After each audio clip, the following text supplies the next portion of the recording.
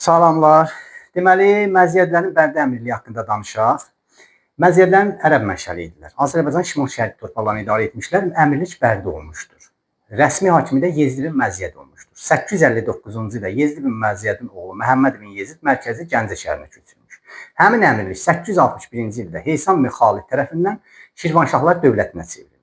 Şirvanşahlar dövlətinin mənşəyi ərəb mənşəli dövlət olmuş, şimal-şərqi Azərbaycanı əhatə etmişdir.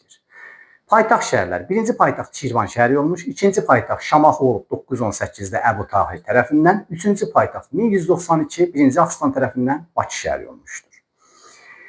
İdarə edən sülalələr. Birinci 861-dən 1027-yə qədər Məziyyətlər sülaləsi idarə etmiş, 1027-1382 Kəsranilər, 1382-1538-ci illər isə Dərbəndilər sülaləsi idarə etmişlər. 10-cu əsrin 80-ci illərində Şirvanşahlardan Qəbələ, Şəki, Sənariyə, Dərbənd və s. ərazilər asılı hala düşmüş. 988-ci ildə Dərbənd əmirliyi asılı hala düşmüş. 1075-ci ildə Şirvanşah hökmdarı 1-ci Fərrux Dərbəndi birləşdirmişdir.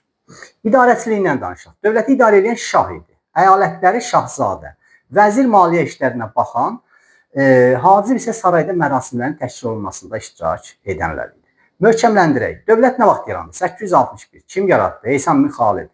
Paytaxtlar Şirvan, Şamaxı, Bakı. Şamaxı nə vaxt paytaxt oldu? 918. Kim tərəfindən? Əbu Tahir. Bəs Bakı 1192. Kim tərəfindən? 1-ci Arslan tərəfindən. Azərbaycan hansı hissəsini əhatə etdi Şirvanşahlar? Şimal-şərqi Azərbaycanı əhatə etmişdilər. İdarə edən sülalələr.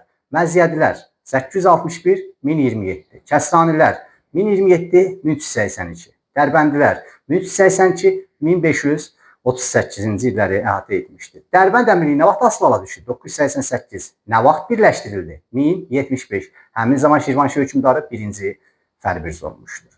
İdarəçilik. Dövləti kim idarə etmiş? Şah. Bəs əyalətləri şahzadə. Maliyyə işlərinə baxan vəzir. Sarayda mərasimlərin təşkil olunmasında iştirak edən isə hacib olmuşdur.